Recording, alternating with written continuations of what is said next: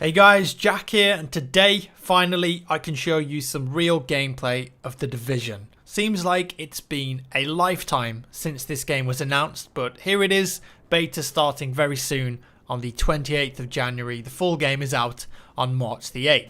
So what is The Division then? Well, based on the 3 hours I played yesterday on Xbox One, I think it's primarily an RPG with some very cool shooter mechanics that can be played from start to finish solo or with up to 3 other players in a group if you want to have more fun. The game is also releasing on PC and PS4 at the same time, just for your information. I did play the PC version, but I'm not allowed to talk about it just yet. Now, I have to say that there is some stuff like cutscenes and menus in the game that I'm not allowed to show you because they don't want to spoil anything. But there is a full-on story mode in this game with cutscenes, voice actors and characters.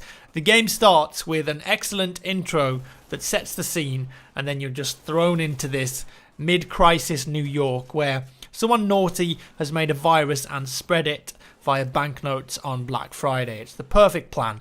It kills a load of people, there's riots everywhere, the police disband, the bad people take advantage, everyone splits up into groups and the city just goes nuts. And that's where you come in, the players, as agents of the Division.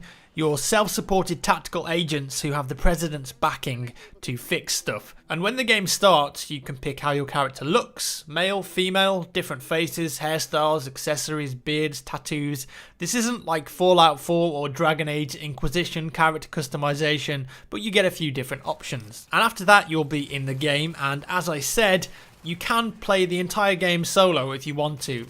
It looked to me like there were around 15 main campaign missions and more than double side missions. There's lots of content in the base game here from what I could tell. And as you complete missions, gain XP and loot, you'll find yourself upgrading your base of operations, which in this game is the massive New York post office. Think of it as the Citadel from Mass Effect. Inside, you'll be safe, you can talk to NPCs, get quests, you know the score. As well as this, you can upgrade your base of operations. It will change in its look as you do this. It's going to become cleaner, more organised.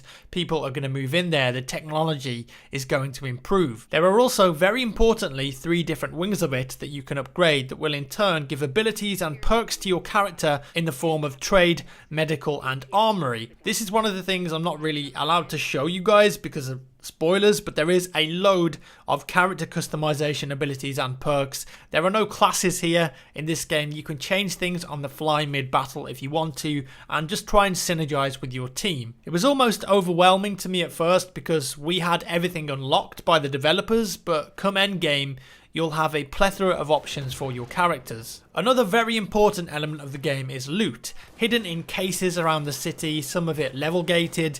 It can be dropped by NPCs, bosses and players in the Dark Zone. You can get it from mission rewards. Loot is pivotal to your success throughout the game.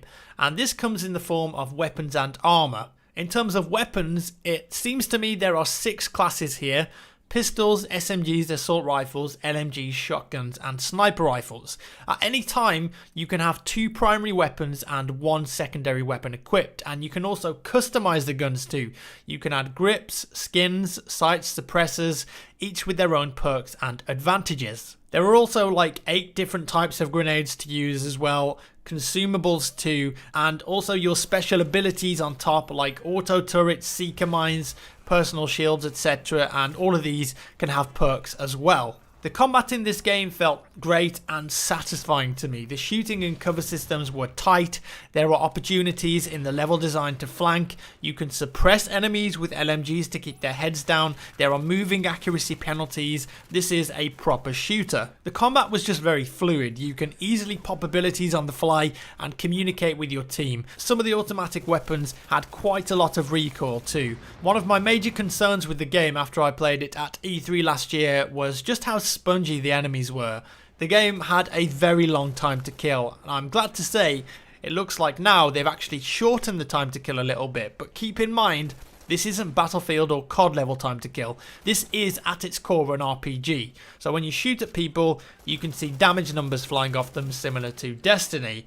and if you're shooting them in the chest or the legs, it will take a couple of mags to bring them down. Headshots are key, of course, and some of the bosses are extremely spongy, which at times can come across a bit weird because they're just normal people not wearing that much armor. But once you get over that and realize, hey, you know, this is a loot-based RPG shooter, you sink into it quickly and it feels right for the game. The Division also has PvP elements in it in the form of the Dark Zone. This area takes up around a third of the map, and there's a very obvious transition when you enter it, either climbing over a wall or through a shady looking tunnel. When you're in the Dark Zone, you'll know about it, and in here you'll find the best loot the game has to offer. You'll also find tougher NPCs and other real players. There's no lobby or server list though, you just seamlessly transition into a multiplayer space. The Dark Zone we were in had 24 players in it, and I don't know if that's the maximum amount or if you're allowed more. You don't have to shoot people either, you can team up with them if you want to. They've even added local directional voice chat too, and this was one of my big criticisms of the game when I played it at E3 and produced a video on it. A dev told me back then that it wouldn't be in the game, but I'm glad to say that now it is in the game, which opens up all sorts of roleplay, team play, funny stuff, and just makes the PvP in a game like this so much better. If you shoot at another neutral player though, you're going to go rogue, and people in the close vicinity to you will be able to see that on their maps for a short period of time, and you're going to have a large bounty on your head. The longer you stay alive and the more players you kill or shoot at, the higher your rogue level will go, and you're going to earn more Dark Zone XP, and eventually, if you get to rogue level 5 I think it was, you'll become a global threat. If you manage to survive your bounty timer, you'll receive it for yourself. If you lose it, you're going to die and respawn, taking a massive hit in your Dark Zone XP, which can move up and down, and of course, what we're going to move on to now, you'll lose any loot that you've picked up in the Dark Zone and other players will be able to steal it. So going into that element of the game, being in the PvP area means that you can get the best loot in the game. The deeper you go, the quality gets better. If you find some, you'll carry a contaminated box on your hip which is bright yellow and everyone can see it. And to actually use that loot in game and secure it, you're going to have to go to a specific point on the map and extract it via a helicopter, which takes a couple of minutes to come in, and all other players in the area are alerted of it. This will then be their opportunity, their choice for them to go rogue and to try and come and take that loot off you and steal it for themselves if they manage to extract it. It's a very interesting dynamic that creates these impromptu attack and defense style moments. Now then, I don't want to go too in depth in this video and say you absolutely have to get this game, because I only play for 3 hours and that's by no means an indication of how good the overall game is going to be. Everything was very new to me and exciting, and I don't want to spoil too much for you, but I have to say that those 3 hours I played were fun, and it's very apparent to me that this is a polished AAA game packed full of detail and content. If you enjoy games like Mass Effect, Deus Ex and Destiny, you will love this. I had a blast playing it and I can see myself sinking lots of hours into it when it releases in the PvE and PvP areas. One of the biggest concerns I have here though is with late game content. When you've spent an entire week playing it, and probably by then you've completed all of the main missions and side missions, fully upgraded your base of operations, will there be enough content there to keep players engaged and interested? I learnt at the event that there will be free content drops as well as paid for bigger DLC packs, but I just hope that these come soon and regularly enough for the modern I want it now video game audience. I hope so. I did ask developers at the event I went to about late game content, but no one was allowed to talk about it sadly.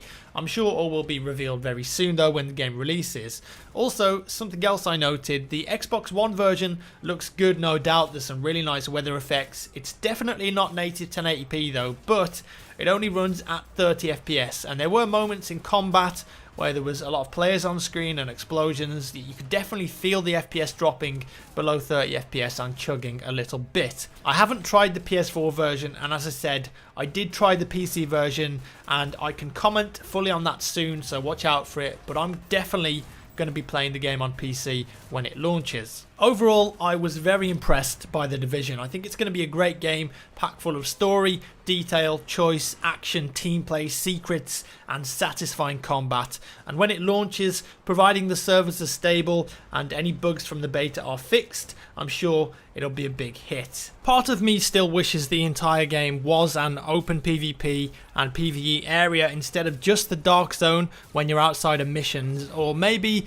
and opt in for that option. I just think it would have been really cool to bump into groups of players wherever in the city, or even to defend your base of operations from a group of players attacking it. But I do understand why the developers have chosen the dark zone only route for PvP. Oh, and one last thing in before there's an Easter egg if you manage to close all of the car doors in the game. And that's all for today, guys. Let me know your thoughts on The Division down in the comments below. Give me a thumbs up if you enjoyed the video, thumbs down if you didn't, and I'll see you in the next one.